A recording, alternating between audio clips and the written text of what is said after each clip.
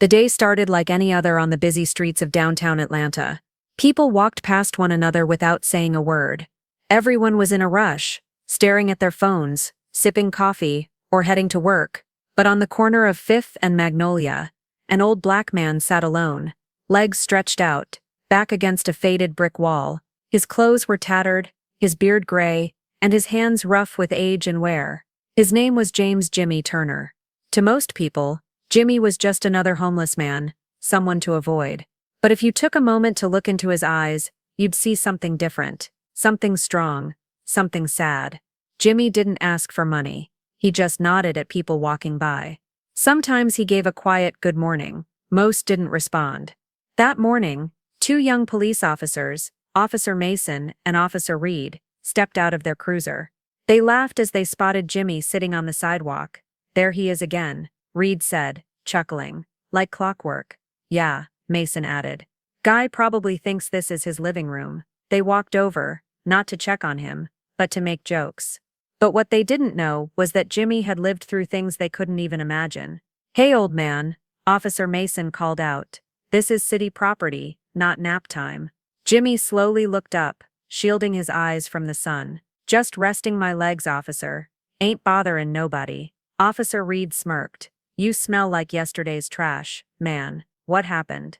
Spend your disability check on liquor again." Jimmy didn't argue. He just nodded softly and looked down. A woman nearby watched the scene unfold. She shook her head and whispered to her daughter, "Don't stare, sweetie. Let's keep walking." Officer Mason picked up Jimmy's old backpack with 2 fingers, like it was something dirty. "What's in here?" "You carrying something you shouldn't." "Just some clothes and a photo," Jimmy said quietly. Mason unzipped the bag and pulled out a worn picture frame.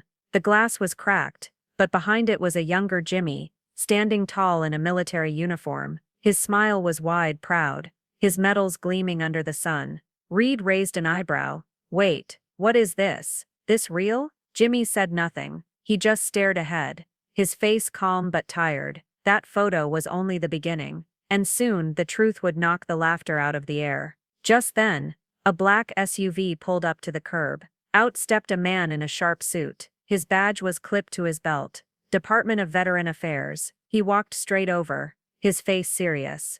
"Excuse me, officers," he said. "Is this man bothering anyone?" Officer Mason folded his arms. "No, sir. Just making sure he's not causing trouble." The man turned to Jimmy. "James Turner?" Jimmy looked up and nodded slowly. "Yes, sir." The suited man smiled. "My name's Daniel. I've been looking for you. You missed your last appointment at the VA. We were worried." Officer Reed squinted. "Hold on. This guy's a vet?" Daniel nodded. "Not just a vet. Staff Sergeant James Turner. U.S. Army. Served 3 tours in Iraq and Afghanistan. Bronze Star. Purple Heart. 2 commendation medals." The sidewalk went quiet. The officers looked at Jimmy like they were seeing him for the first time. Have you ever misjudged someone before knowing their story? Comment below and hit subscribe if this part touched your heart. The next part will surprise you even more. Daniel helped Jimmy to his feet and guided him to the SUV. "Let's get you cleaned up," he said kindly.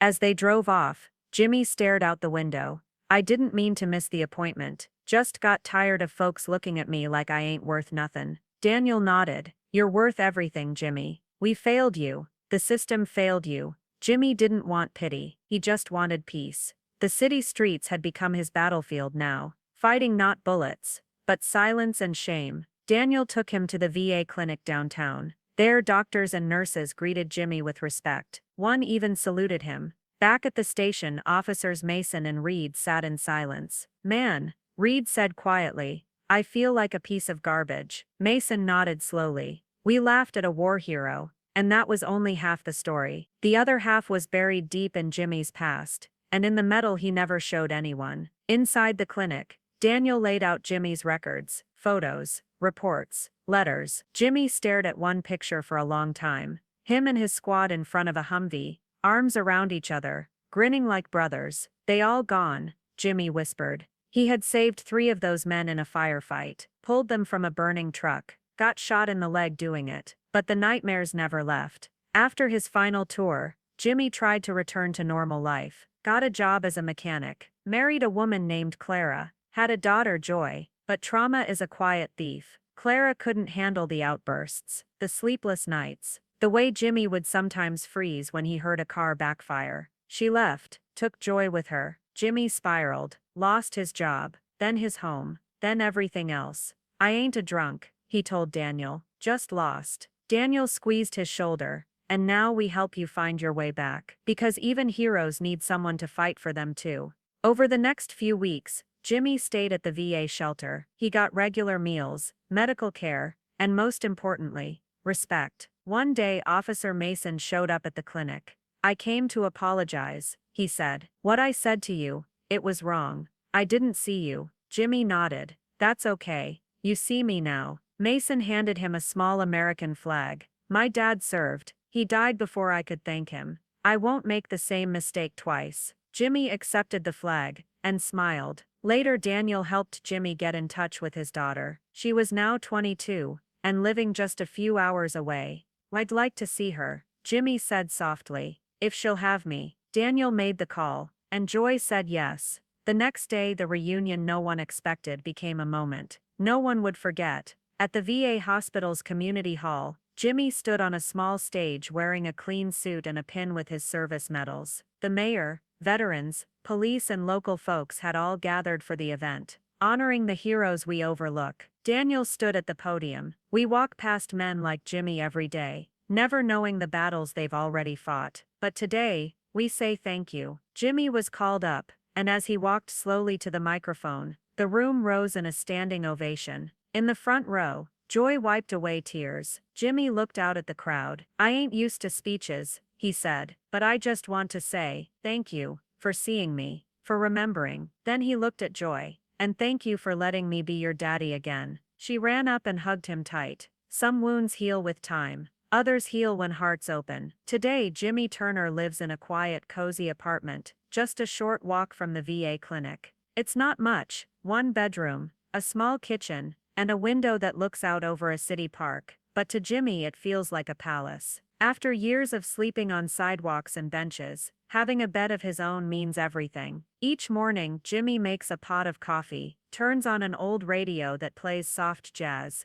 and waters the small plant by the window. It's a peaceful life, and for the first time in a long time, he feels safe. Jimmy now works part-time at a local bike repair shop. The owner, Mr. Holloway, gave him the job after hearing his story on the news. "You saved lives overseas," Mr. Holloway had said. "The least I can do is give you a place to build something again." Jimmy likes working with his hands. Fixing bikes reminds him of fixing Humvees back in Iraq. Some days, neighborhood kids come by and watch him work. They don't know about the war. To them, Mr. Jimmy is the cool old guy who always fixes their chains and gives them $1 for ice cream. But the best part of Jimmy's week is Sundays. That's when Joy, his daughter, visits. She brings groceries and sometimes a home-cooked meal. They sit on the couch, talk about life, and look through old family photo albums. The hurt is still there, but the love is stronger. "Dad," she said once, "I used to think you disappeared because you didn't love me. Now I know you were hurting.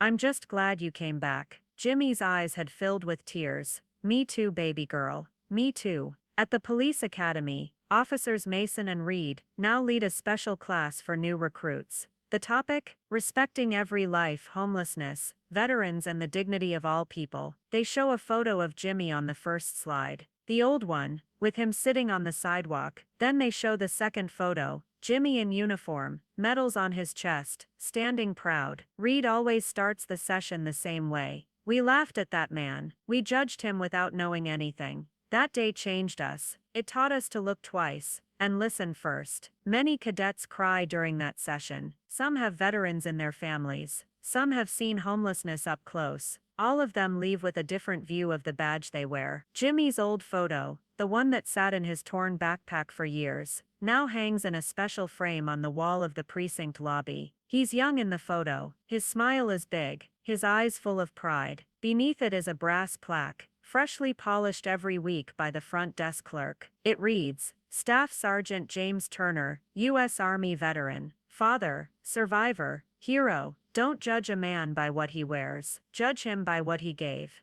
Visitors often stop to read it. Some leave quiet notes beneath it. A few even leave small American flags. Jimmy walks past the precinct and sees strangers standing in front of his picture, hats in hand, heads bowed. He never stops them, never says, "That's me." He just smiles to himself and keeps walking because he knows now he's been seen. If this ending touched your heart, please share Jimmy's story with someone today. Let's remind the world every life matters. Every story matters, and if you believe respect begins with understanding, comment below. I will look twice. I will listen first.